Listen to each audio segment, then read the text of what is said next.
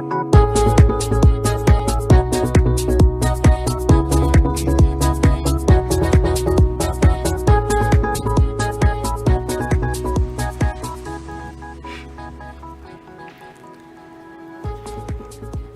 and gentlemen, good morning, and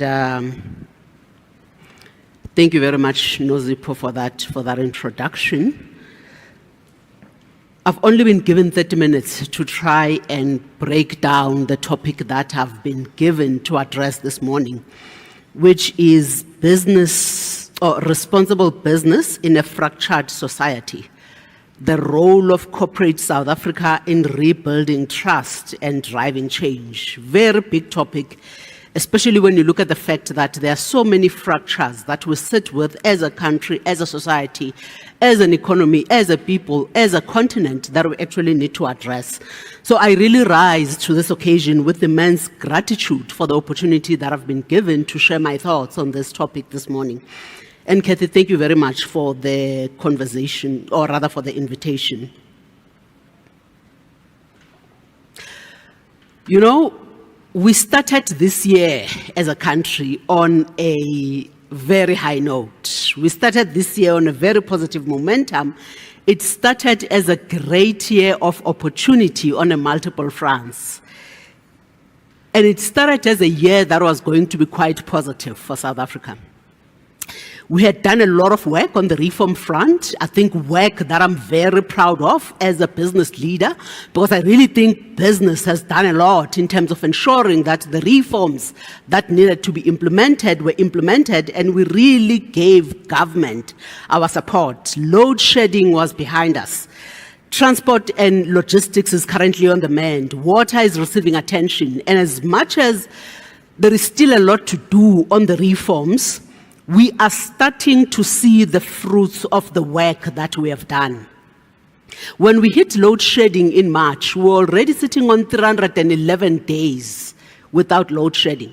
I mean, if you compare that to 2022, if I'm not mistaken, where we had about 250 plus days of load shedding. So in just 2 years, 2 years of the business-government partnership on being deliberate on driving the reform agenda, we had already dealt with the energy security issue.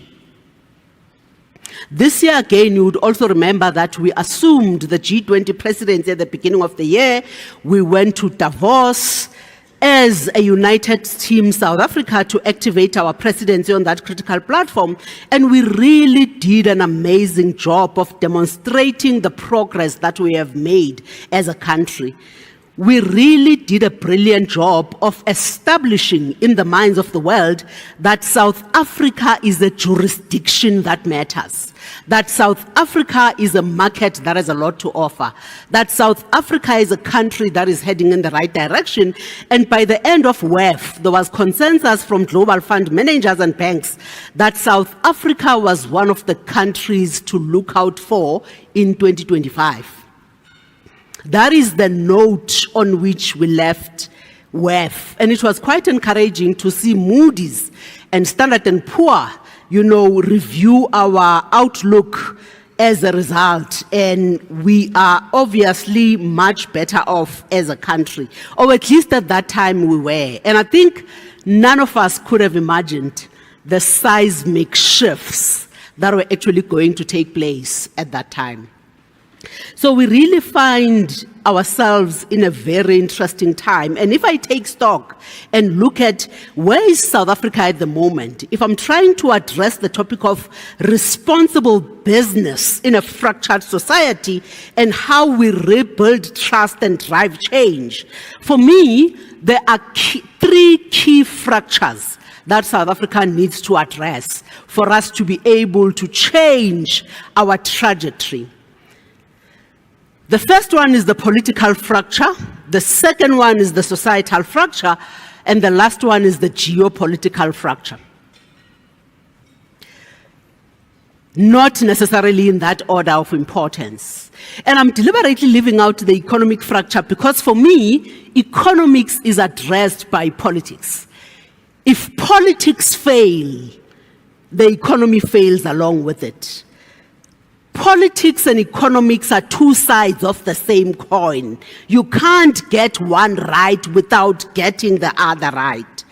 So if we are not going to get the politics right, then we're not going to get the economy right.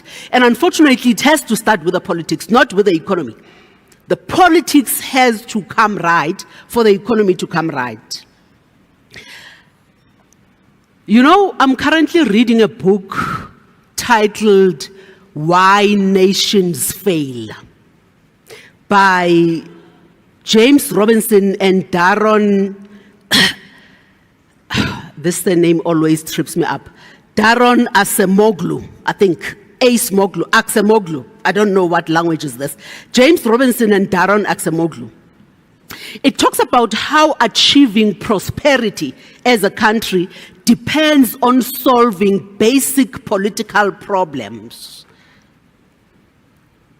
Where I'm going with this is I'm trying to address the aspect of the political fracture that we need to address as a country for us to get South Africa on the go and for us to get South Africa moving in the right direction. They start the book by outlining the Arab Spring example. And they say, if you look at what the roots of discontent were for the Tunisian in 2010, which led to the ousting of their president at that time on the 14th of January 2011, and the similar ousting of the Egyptian president Hosni Mubarak in 11 February 2011, they say you will see that the root of these countries' discontent lie in their poverty. Ordinary Egyptians were clear that we are suffering from corruption, oppression, and bad education. They were clear that we are living in a corrupt system which has to change. And their demands were focused on political change, and they were very clear that the things that held them back were ineffective and corrupt state and society. And they realized that the roots of their problems were political. And that is my segue to our political fracture. You see, before I go there, one of my favorite thought leaders is Professor Patrice Lumumba, a notable Kenyan Pan-Africanist. He's actually referred to as the greatest Pan-Africanist of our time. He's very passionate about this notion of Africa devising African solutions to African problems. And he also has very strong leaders or very strong views on African leaders failing to rise to the challenge of the African continent.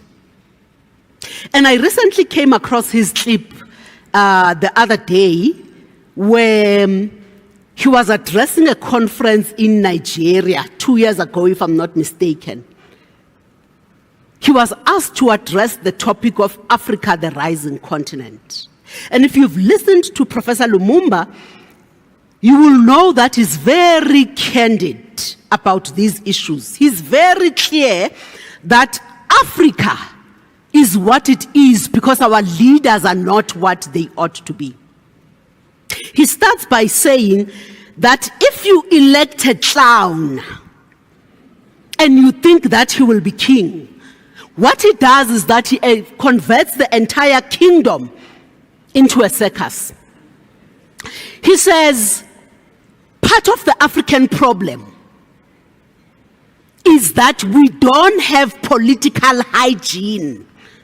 So for us to change Africa, political hygiene has to be paramount. I'm talking about this notion of if you are going to fix South Africa, if you are going to address our fractures as a country, you are not going to get it right if you don't have the right political hygiene. He says Africa is suffering because we don't have democracies. We have kakistocracies. A kakistocracy is a country led by its least competent. A kakistocracy is a country that is governed by the West. A kakistocracy is a country that is governed by the least competent of its citizens. He says who you elect matters. Because when you allow hyenas to take care of goats, why are you then surprised when the goats are eaten? What did you think was going to happen? Because it is in the nature of the hyena to eat goats. So when it goes ahead and does what it was designed to do, you say, Mara, why is the hyena eating goats? What did you think was going to happen? Of course, it was going to eat the goats. He says, Africa will only realize her full potential when we allow our best men and women to lead us, close quote. This book says, Africa is not failing because of the ignorance hypothesis. It says, Africa is failing because of the endless stream of economically irrational developments. It says Africa is failing because our leaders intentionally choose bad policies and therefore bad economics, because they think they can get away with it, because they think it is good politics, because they think it is a way of keeping them in power, because they think it is a way of buying themselves political support.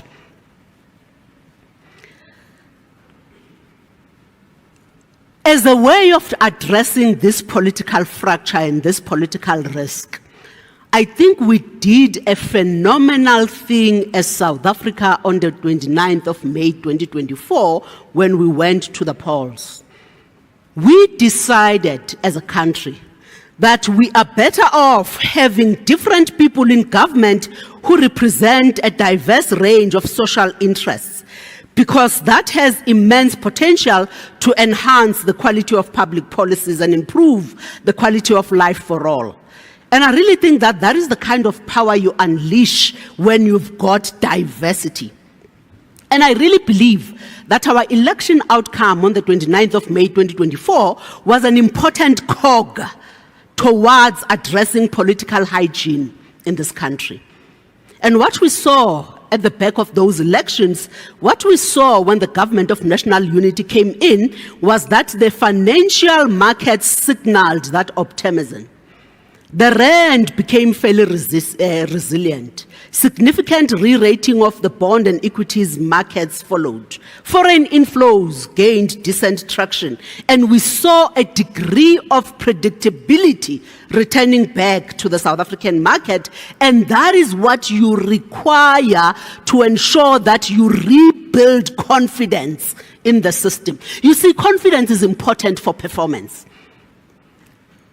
Whether you are a sportsman, or you are a country, or you are, if there isn't confidence, you cannot perform. We normally stand on podiums as a country and we're saying we're open for business, and we're trying to get foreign direct investment to come into the country. If there is no confidence in the system, if people don't believe what we're trying to sell, if there isn't a demonstrable track record and achievements on the ground that signal that South Africa is a country on the mend, we can forget about getting foreign direct investment. And we need foreign direct investment more so now, with these geopolitical tensions that we're actually facing as a country, with so much aid that has actually been withdrawn from us as a country. You know, I'm very clear from where I sit that the difference between good, prosperous states and bad, failing states is governments. Governments matter. And whenever I talk on these issues, they say, you know, you're normally very hard on government, as I should be. Governments matter. If you don't have the right government, you actually put yourself as a country on the brink of collapse. And South Africa at some point, precisely because of government, were on the edge of the precipice. Governance is the key ingredient that holds countries and economies together. It is not geography. It is not natural endowments. It is not strongman leadership. It is not ethnicity. It is governments. Governments are what separates good, prosperous states between bad, failing states. Political leadership matters. for us to address our political fracture and our economic fractures, we need to get the right political leadership. A colleague of mine was saying the other day, it is amazing how leadership and governance seem like such over-exaggerated concepts until they are no longer there. Because while things still work, it looks like the country, the institutions, companies, it looks like they are on autopilot. They are not on autopilot. They work and they function as they should because leadership and governance are there. And it's amazing how you take those two for granted until they are no longer there. At some point, this country looked as if it was on autopilot. You would walk into your house and switch the lights on, and obviously, automatically, you would expect that electricity would come on until we did not get that anymore. And we realized that the one key ingredient that we messed up with as a country was this notion of leadership and governance. It is amazing how leadership and governance seem like such over-exaggerated concepts until they are no longer there.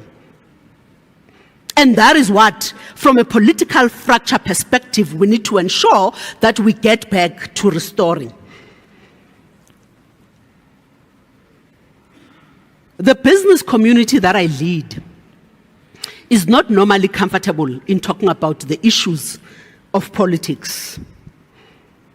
But we see as business, we don't have a choice. I said earlier, politics and economics are two sides of the same coin. Because when politics fail, the economy fails along with it. You see, South Africa is a political economy, which means our economic growth will always be constrained by the politics. You have countries in Europe. If I'm not mistaken, I think Germany took months, if I'm not mistaken, to try and put together their coalition government or their government of national unity. But being a German citizen, you wouldn't feel it. The country functioned as it should. Because the systems, the people, the processes are so much so intact such that the politics are removed from the administration. The executives continue to do what they need to do, whether or not politics function. Not in this country. We are a political economy. If politics fail, the economy fails. So it doesn't make sense for me to say the business of business is business. The business of business in South Africa can never be business. Not when you're living in a political economy, or not when ours is a political economy.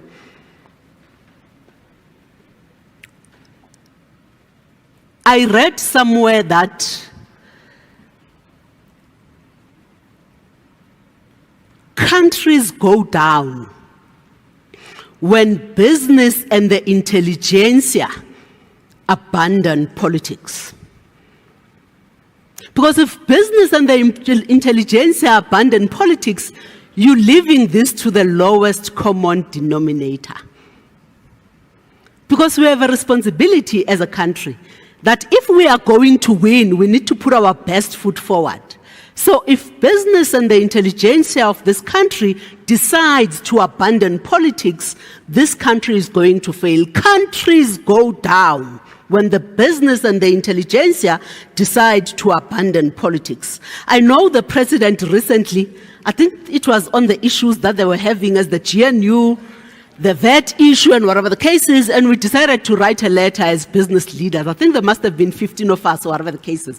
And we sent it to the president and we said, President, we didn't just send it to the president, by the way. We sent it to the president and we sent it to, as the leader of the ANC and the leader of the DA, and Minister John Steenhuisen.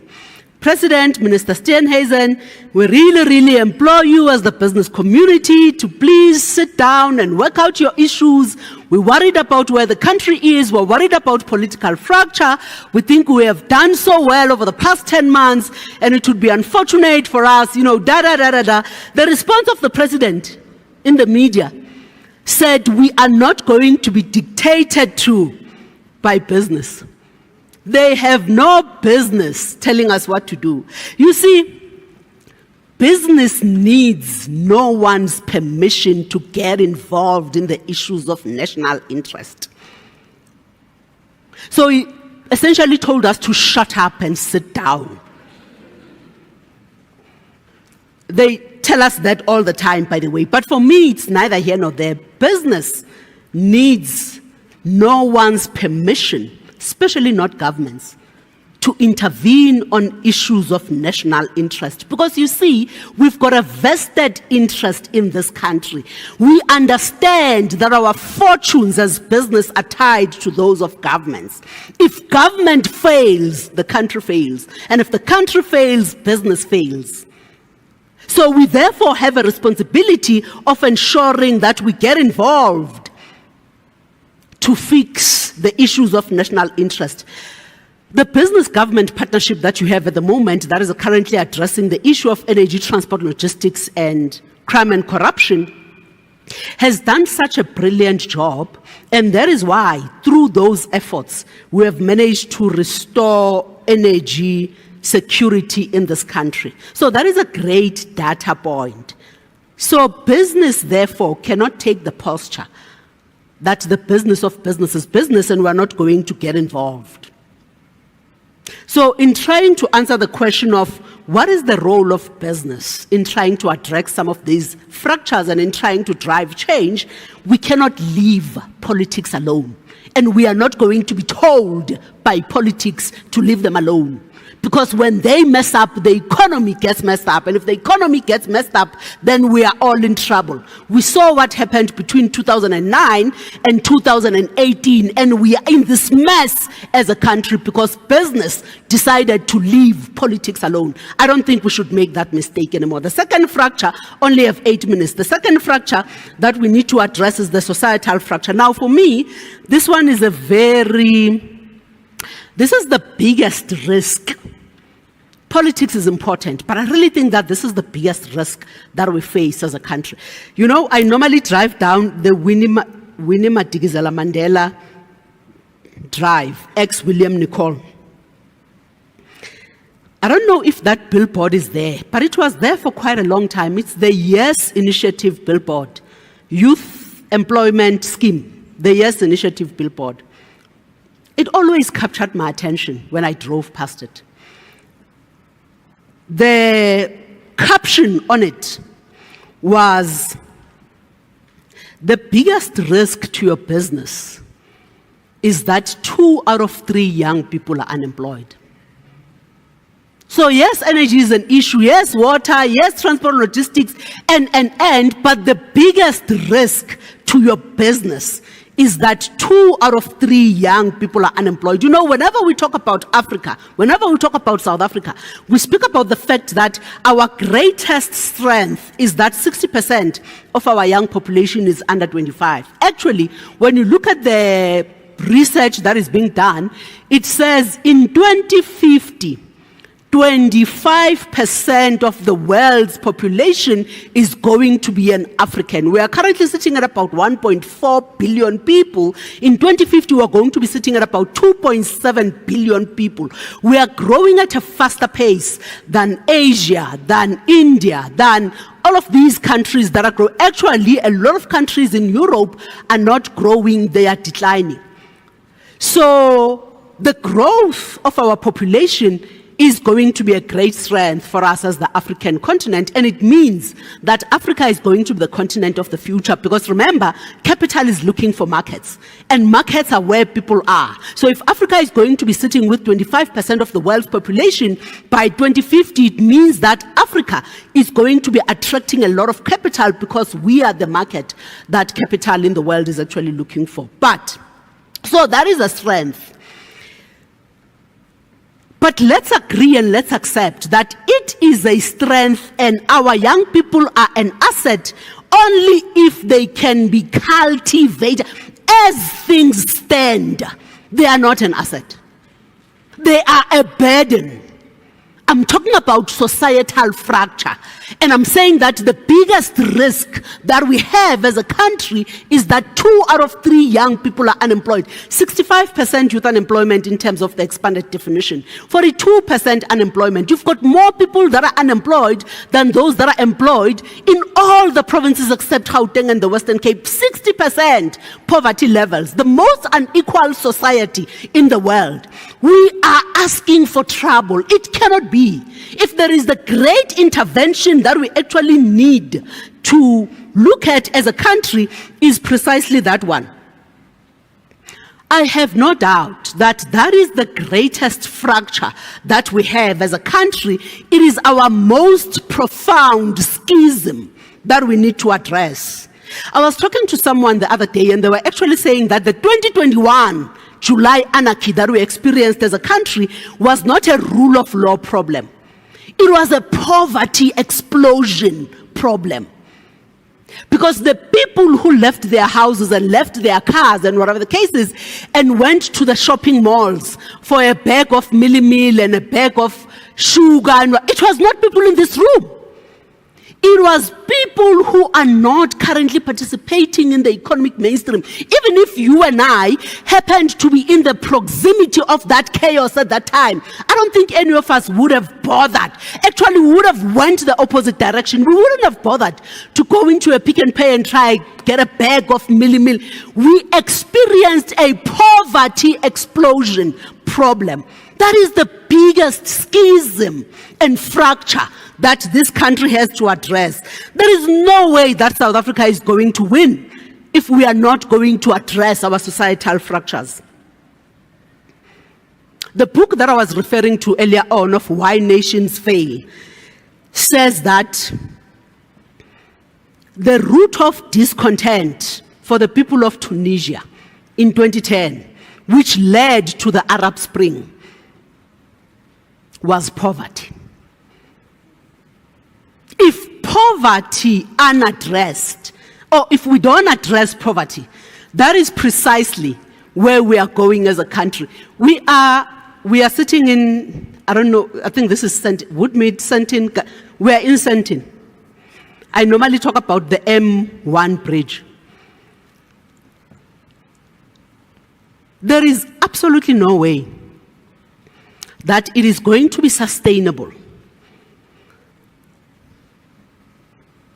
for Alexander to continue to look at the opulence of Sandton from the windows of their shacks. At some point, we should know that their poverty, their helplessness, their hopelessness, their hunger is going to drive them out of their shacks. They are going to cross that M1 bridge and render Sandton ungovernable. How do we ensure that we address this before it comes to that? July 2021 was 3 days. 3 days! But when you look at the numbers that are being put out in terms of the destruction that happened in those 3 days, it was in the billions of rands. So I really think that there is a big issue that we actually need to address as a country. Having 28, we are 69 million people in this country. 28 million people are dependent on some form of social grant or the other. Only 5 million of us earn enough to pay as you earn. You can already see that that doesn't make sense. 5 million people cannot carry 28 million people. We need to find, and these 28 million people, a lot of them are young people. We need to find a way of reversing those numbers, as it were. I recently read the latest risk report that was published by the Institute of Risk Management, and it talks about how Africa needs to unlock its vast human capital potential. It talks about the fact that the development that we need as Africa, the development that we need as South Africa, is the development that is going to ensure that our communities are transitioned from being dependent on government's helping hand and find a way of unlocking their development potential. That is the kind of development that we actually need as a country. Our people need to be transitioned from being mere spectators. You know, if this is a party and we are all sitting here as active economic participants and we are dancing, the majority of South African citizens are not participating in the party. They are actually standing on the sidelines, watching all of us dance. We need to find a way of how we create opportunities for our people to participate in the economic mainstream. And for me, the easiest way to do that, honestly, is by giving them skills. We can't be a welfare state. 350 rand is not the solution.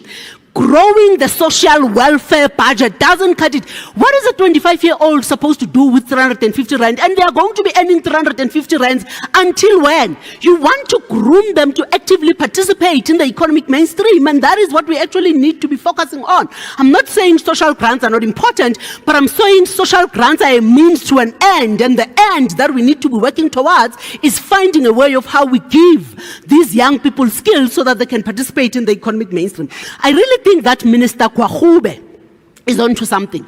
She says, we have already done great work as a country to ensure that our people have access to education. Now, the bit that we need to address as a country is ensuring that we give them quality education, because that is where we're failing as a country. Now, we are not doing these kids any favors to say that they can pass matric at 30%. If you pass at 30%, it means you don't know 70% of the stuff. What am I supposed to do with you if you don't know 70% of the stuff? And I'm supposed to absorb you into my business. You know, they say people are your biggest asset. I'm sorry, you are not much of an asset if you don't know 70% of the stuff. How am I supposed to win as a company? How am I supposed to win as an economy if I have people who don't know 70% of the stuff? Our grade 4 learners,